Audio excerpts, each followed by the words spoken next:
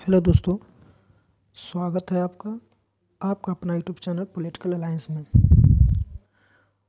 आज हम लोग लेकर के आए हैं भारतीय राजनीतिक चिंतन का प्रैक्टिस सेट, जिससे हम लोग पिछले सीरीज की भांति इस सीरीज में भी हम 25 प्रश्नों का सेट देखेंगे।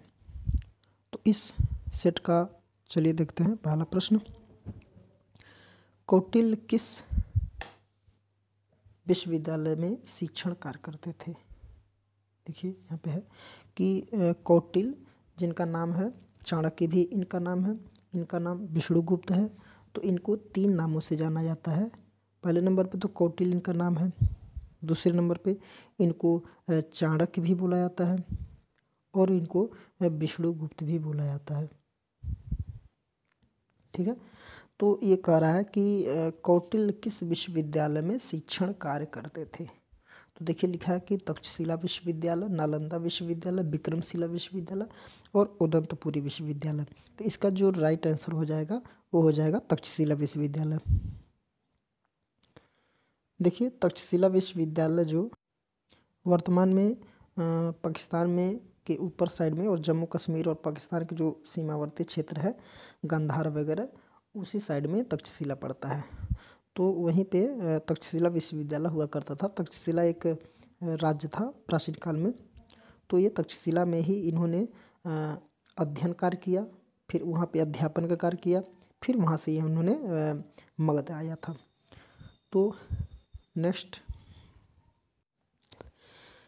फतवा-ए जहांदारी फतवा-ए जहांदारी की विषय वस्तु निम्नलिखित में से कौन सी है? देखिए यहाँ पे दिया है फतवा-ए जहांदारी। तो ये फतवा-ए जहांदारी की विषय वस्तु, इनकी विषय वस्तु निम्नलिखित में से कौन सी है? देखिए पहला है कि मुस्लिम शासकों के लिए नसीहत, और बी है केवल महिलाओं के लिए नसीहत, और डी है केवल वृद्ध व्यक्तियों के लिए नसीहत, और केवल उदारवादी विचारकों के लिए नसीहत। तो इसका जो राइट आंसर हो जाएगा वो ऑप्शन नंबर ए हो जाएगा, मुस्लिम शासकों के लिए नसीहत, ये सही है इसका। नेक्स्ट, निम्नलिखित में से कौन निर्गुण ज्ञान मार्गी धारा के कवि या फिर कवित्री हैं? देखिए निर्गुण ज्ञान मात्री, इसके कौन कवि हैं? तो ए है रमाबाई, बी है एम.के. गांधी, और सी है कबीर, और डी है मीराबाई। तो इसका जो राइट आंसर हो जाएगा वो है कबीर। कबीर जो हैं ये निर्गुण ज्ञान मार्गी विचारधारा के कवि हैं। नेक्स्ट है, आर्य महिला सभा की स्थापना किसने की? आर्य महिला सभा की स्थापना किसने की? तो इसका देखिए अंबेडकर दिया है, लोहिया दिया है, रमाबाई दिया है और सावित्रीबाई फूले दिया है। तो इसका जो राइट आंसर हो जाएगा वो रमाबाई हो जाएगा। रमाबाई जो है ये आर्य महिला सभा की स्थापना की थी। अगला प्रश्न है, देखिए यहाँ पे कह रहा है कि विवेकानंद के संदर्भ में निम्नलिखित में से कौन से कथन सही हैं? देखिए यहाँ पे सही है देखना है। तो पहला कि वर्ष 1897 में विवेकानंद ने रामकृष्ण मिशन को प्रारंभ किया था। तो रामकृष्ण मिशन को प्रारंभ किया था ये 1897 में, तो ये सही है। विवेकानंद ने हिमालय में अद्वैत आश्रम की स्थापना की थी। देखिए 1918 में विवेकानंद ने हिमालय में अद्वैत आश्रम की स्थापना की थी, ये भी राइट आंसर है। और विवेकानंद ने वर्ष 1918 की राजद्रोह समिति रिपोर्ट को स्वीकार किया था, जो कि बिल्कुल गलत है। और चौथा है कि विवेकानंद का यह मत भी था कि किसी राष्ट्र का वास्तविक मूल्य सदैव उसकी सैन्य शक्ति या भौतिक विकास के रूप में नहीं मापा जा सकता है। तो ये उनका मत था। तो इसके हिसाब से हो जाएगा कि 1, 2 और 4।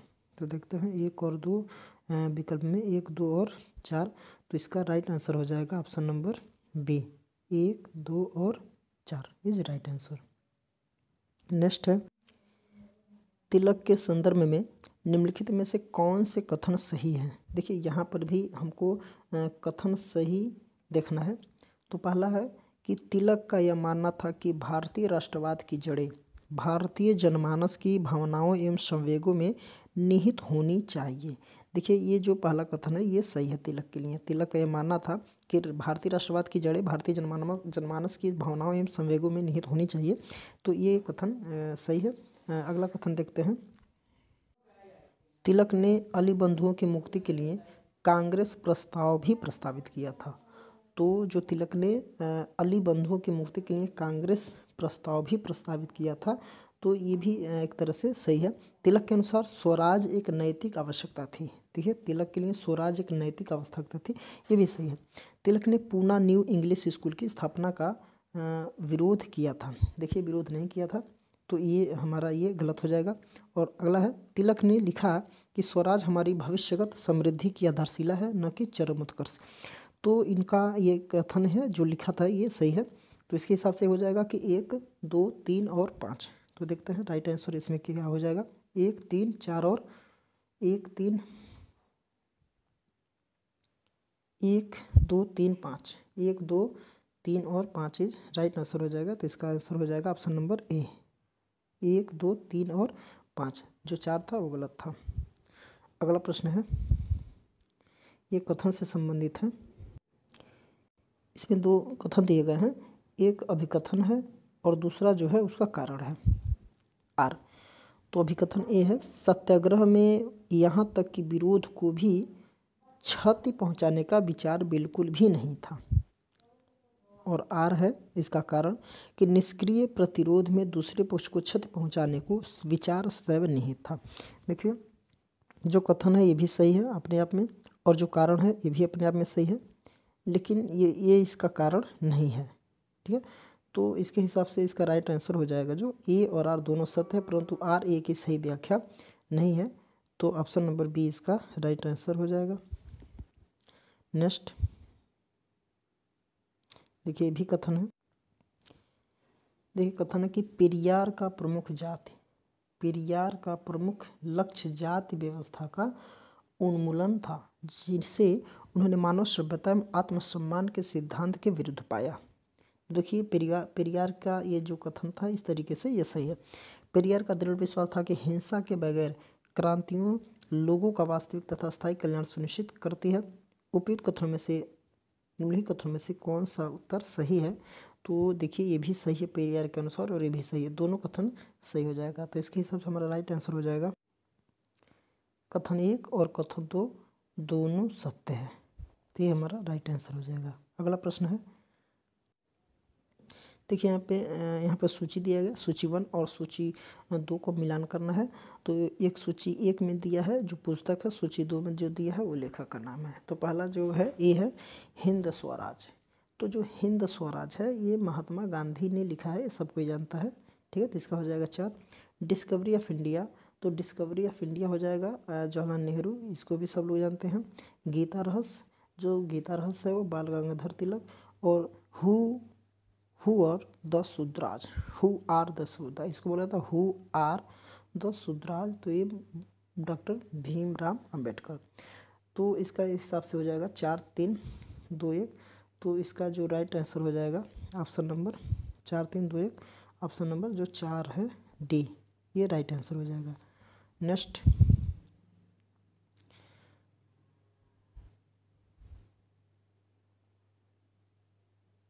दक्षिण अफ्रीका में भारतीयों द्वारा कब और कहाँ प्रदर्शन किया गया एवं उनके द्वारा एकत्र होकर निष्क्रिय प्रतिरोध करने की विधिवत शपथ ली गई थी? तो देखिए दिया है सितंबर 1906 जोहान्सबर्ग में, अक्टूबर 1906 नेटाल में, और सितंबर 1905 प्रिटोरिया में, और अक्टूबर 1905 पीटरमेरिट्जबर्ग में। तो इसका जो राइट आंसर हो जाएगा ये सितंबर 1906 जोहान्सबर्ग में, सितंबर 1906 में जोहान्सबर्ग में। नेक्स्ट है, निम्नलिखित में से किसने वर्ष 1925 में आत्मसम्मान आंदोलन सेल्फ रिस्पेक्ट मूवमेंट की शुरुआत की थी? ये 1925 में शुरुआत हुई थी। तो डॉक्टर भीमराव अम्बेडकर है, महात्मा फूले हैं, ईवी रामास्वामी नायकर है और जयप्रकाश नारायण है। तो इसका जो राइट आंसर हो जाएगा E V Ramaswamy Naicker. Option number C is right answer. Next, निम्नलिखित में से किसने विधि यानी कि कानूनों को दो प्रकार शरीयत एवं जवाबित के रूप में वर्गीकृत किया है। देखिए किसने ये विधि यानी कि कानूनों को, तो ये कौन सा कानून, एक तरीके से देखा जाए तो विधि और कानूनों को दो प्रकार के कौन कौन से कानून, तो एक शरीयत कानून होता है और एक एवं जवाबित के रूप में वर्गीकृत किया था। तो किसने किया है, तो इसका जो है दारा शिको दिया है, बाशवा दिया है, अबुल फजल दिया है और जियाउद्दीन बर्नी। तो इसका जो राइट आंसर हो जाएगा जियाउद्दीन बर्नी। ठीक है, इसका right answer Ziauddin Barni is right answer, option number D. Next है,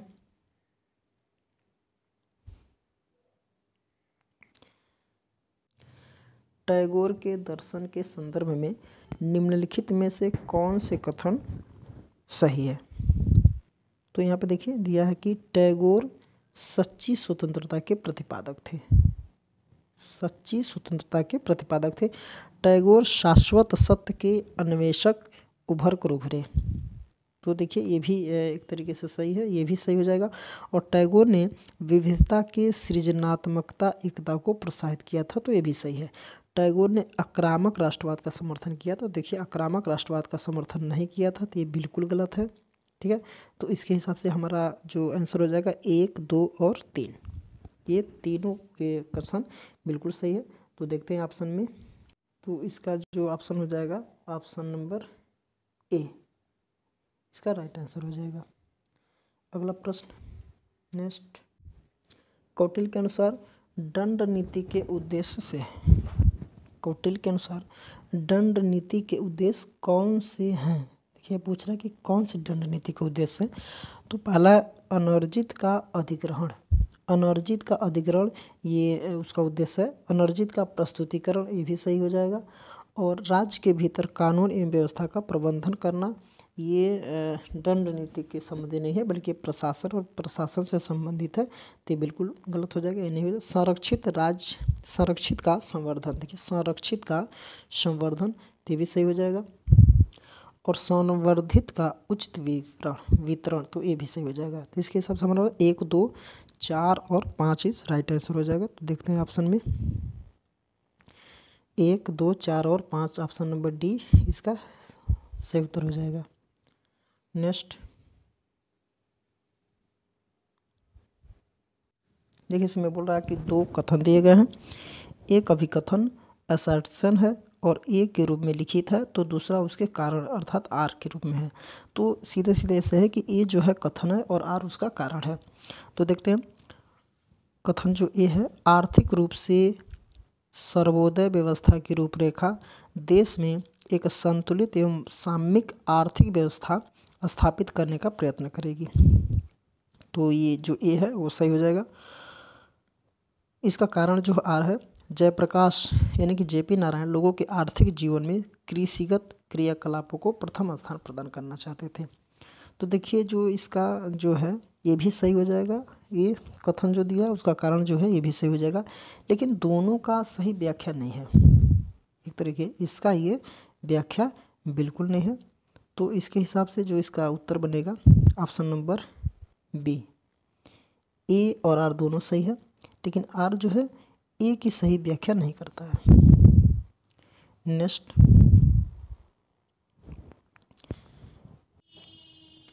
इसमें देखिए 2 कथन है। नेहरू ने समाज के समाजवादी प्रतिरूप का समर्थन किया है, बिल्कुल सही है। नेहरू जी बिल्कुल समाजवादी थे और समाजवादी प्रतिरूप का समर्थन भी किया था। संविधान में भी इन्होंने समाजवादी विचारधारा को अपनाने में जोरदार किया है। और नेहरू की नागरिक, देखिए अगला है, नेहरू की नागरिक स्वतंत्रताओं के प्रति प्रतिबद्धता ने उन्हें सर्वहारा की तानाशाही के विचार को स्वीकार करने से रोका। अब इस कथन में नीचे दिए गए विकल्प में से कौन सा उत्तर चयन कीजिए, कौन सा सही हो जाएगा। तो इसका जो दोनों कथन, ये भी सही है, ये भी सही है। तो इसके हिसाब से हमारा जो इसका राइट आंसर जो बनेगा वो कथन 1 और कथन 2 दोनों सही है, तो option number A right answer हो जाएगा। नेक्स्ट, निम्नलिखित संकल्पनाओं अर्थात अवधारणाओं को उनके आविर्भाव यानी कि उद्भव के क्रम में व्यवस्थित कीजिए। यानी कि सबसे पहले कौन उभरा था तो उसको क्रम में व्यवस्थित करना है। देख लीजिएगा, संपूर्ण क्रांति दिया है यहाँ पे, फिर दूसरे नंबर पर दिया है राज्य का सप्तांग सिद्धांत दिया है, उग्र मानवतावाद दिया है और सत्याग्रह दिया है। तो देखा जाए तो राज्य का जो सप्तांग सिद्धांत, ये सबसे पहले कौटिल्य ने राज्य का सप्तांग सिद्धांत दिया था, तो इसका ये पहले नंबर पे हो जाएगा। उसके बाद से देखा जाए तो उग्र मानववाद, ये उग्र मानववाद एम.एन. राय और अन्य कुछ व्यक्तियों ने इस तरीके से मानववाद, उग्र मानववाद आया था, तो ये हमारा दूसरे नंबर पे हो जाएगा। उसके बाद से सत्याग्रह गांधी जी ने, तो ये हमारा तीसरे नंबर पे आ जाएगा। और संपूर्ण क्रांति जयप्रकाश नारायण द्वारा, तो ये हमारा चौथे नंबर पे आ जाएगा। तो इसके हिसाब से जो हमारा बन रहा है right answer option number A इसका सही उत्तर हो जाएगा। नेक्स्ट देखिए, अगला प्रश्न, टैगोर और गांधी जी पहली बार शांति निकेतन में मिले थे। टैगोर और गांधी जी पहली बार शांति निकेतन में मिले थे, तो ये कथन जो है ये सत्य है, ठीक है।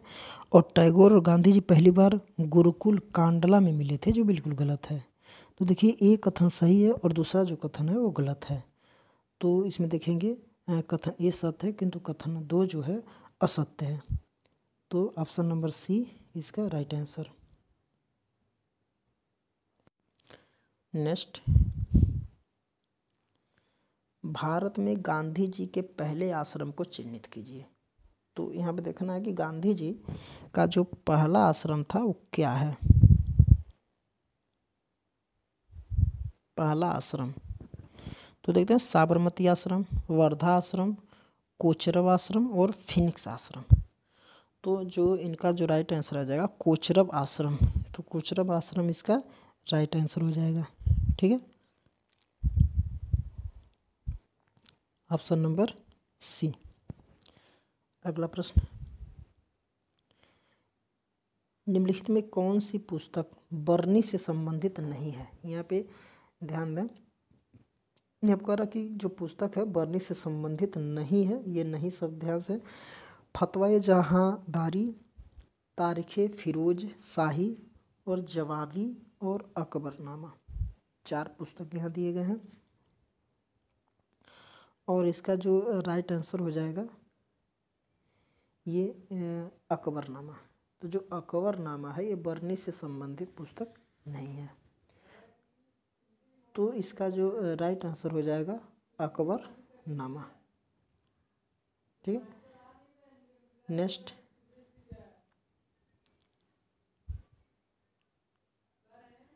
पंडित रमाबाई ने शारदा सदन, देखिए यहाँ पे दिया कि पंडित रमाबाई ने शारदा सदन यानी कि शिक्षा गृह किस वर्ष खोला था।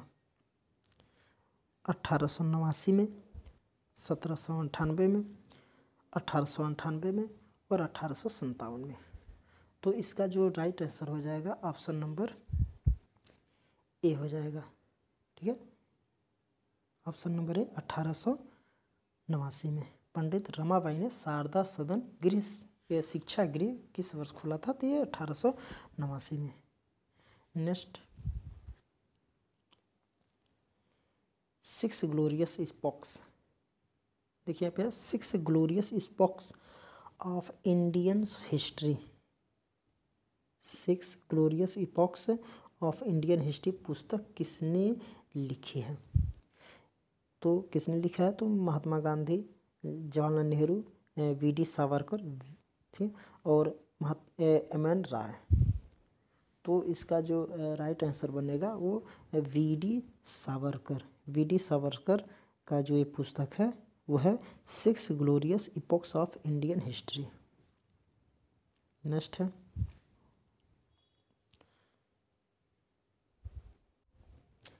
निष्क्रिय प्रतिरोध एवं सत्याग्रह के बारे में निम्नलिखित में से कौन से सही है। तो इसमें से कुछ कथन है जिसमें देखना है कि कौन से सही है। तो निष्क्रिय प्रतिरोध सत्याग्रही सत्याग्रह का समानार्थी है, बिल्कुल गलत है। निष्क्रिय प्रतिरोध और सत्याग्रह ये समानार्थी बिल्कुल नहीं है। निष्क्रिय प्रतिरोध शारीरिक शक्ति से भयभीत नहीं होता, जबकि सत्याग्रह जो है शारीरिक बल से भयभीत होता है, ये भी बिल्कुल गलत है। निष्क्रिय प्रतिरोध व्यवहार में नकारात्मक होता है, जबकि सत्याग्रह सकारात्मक नैतिकता है। सत्याग्रह जो है सकारात्मक नैतिकता है, तो ये जो हो जाएगा ये सही हो जाएगा, ठीक। और निष्क्रिय प्रतिरोध कमजोर वर्गों का अस्त्र है। सत्याग्रह का आशय कभी भी विरोध को आमंत्रित करना नहीं होता था, सही बात है। ये सत्याग्रह का आशय कभी भी विरोध को आमंत्रित करना नहीं होता है। तो इसके हिसाब से देखा जाए तो 3 और 4 इसका राइट आंसर हो जाएगा। देखते हैं ऑप्शन में 3 और 4, 3 और 4, तो इसका जो राइट आंसर हो जाएगा ऑप्शन नंबर सी। नेक्स्ट, महात्मा गांधी ने अपनी व्याख्या किस रूप में की है। देखिए यहाँ पे दिया कि महात्मा गांधी ने अपनी व्याख्या किस रूप में की है। तो तात्विक या दार्शनिक अराजकतावादी, इच्छा स्वातंत्रवादी, सामाजिक लोकवादी और सामाजिक उदारचेता। तो इसका जो राइट आंसर हो जाएगा तात्विक या दार्शनिक या अराजकतावादी। देखिए गांधी जी को हम लोग पढ़े ही हैं कि गांधी जी को अराजकतावादी कहा भी जाता है, ये एक अराजकतावादी हैं, तात्विक या दार्शनिक भी हैं। तो हमारा ये राइट आंसर जो हो जाएगा option number A, option number A. इस सीरीज का लास्ट प्रश्न है, श्री अरविंद के संदर्भ में निम्नलिखित कथनों में से कौन सही है। देखिए यहाँ पे कह रहा है कि कौन कथन सही है, वो भी किसके संदर्भ में, श्री अरविंद को। वे राष्ट्र राज्य सिद्धांत को व्याख्या करते हैं, तो ये बिल्कुल गलत है। राष्ट्र राज्य सिद्धांत को व्याख्या करते हैं तो नहीं। वे आध्यात्मिक राष्ट्रवाद की आख्या करते हैं, तो ये बिल्कुल सही है, आध्यात्मिक राष्ट्रवाद की व्याख्या करते हैं। वे राष्ट्रवाद को धार्मिक आकांक्षाओं एवं नैतिक अभिवृत्ति को के रूप में मानते हैं, तो ये भी सही है। वे राष्ट्र को मात्र भौगोलिक सत्ता मानते हैं, बिल्कुल गलत, भौगोलिक सत्ता नहीं मानते हैं। इन्होंने कभी भी राष्ट्रवाद के बारे में चर्चा नहीं की, नहीं राष्ट्रवाद के बारे में तो चर्चा की है। तो इसके हिसाब से जो हमारा इसका राइट आंसर हो जाएगा ऑप्शन नंबर 2 भी हो जाएगा और 3 भी हो जाएगा, अर्थात 2 और 3 इसका जो कथन सही है। तो देखते हैं ऑप्शन में, तो 2 और 3 जो रहा हमारा इसका राइट आंसर हो जाएगा ऑप्शन नंबर ए, इसका राइट आंसर। तो आज के लिए इतना ही। फिर इसी सेट का अर्थात भारतीय राजनीतिक चिंतन का जो सीरीज चल रहा है, इसी का इसके आगे 25 प्रश्नों को हम नेक्स्ट वीडियो में देखेंगे। तो आज के लिए इतना ही, तब तक के लिए नमस्कार।